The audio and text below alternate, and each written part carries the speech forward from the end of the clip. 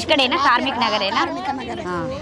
ఎట్లుందంటే డెవలప్మెంట్ ఎట్లుంది ఇక్కడ? డెవలప్మెంట్ ఇప్పుడు పీజీఆర్ ఉన్నప్పుడు డెవలప్మెంటే ఉన్నాయి.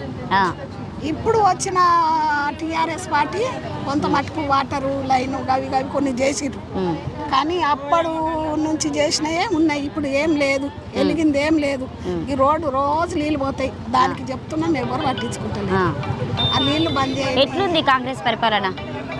కాంగ్రెస్ పరిపాలన అంటే మనుషులు అందరూ ఒకటే అని మాట్లాడతలేదు.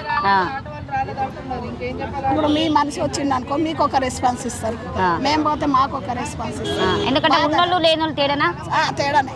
చూస్తలేరు, గరీబులను చూస్తలేరు, గరీబులను పట్టించుకోరు. ఓటప్పుడు మాత్రం వస్తారా? వస్తారు.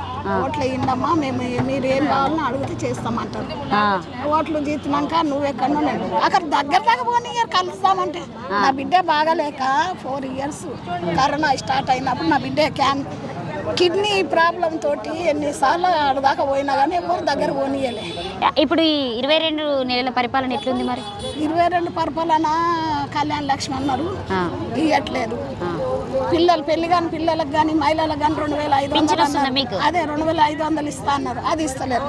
మాకు వీడియో పింఛన్ 4000 అన్నారు, 4000 వస్తలేవు. 2000 కూడా సరిగా ఇయ్యరు నెలల. ఇప్పుడు ఈ లాస్ట్ 31 తారీఖు దాకా అయ్యారు.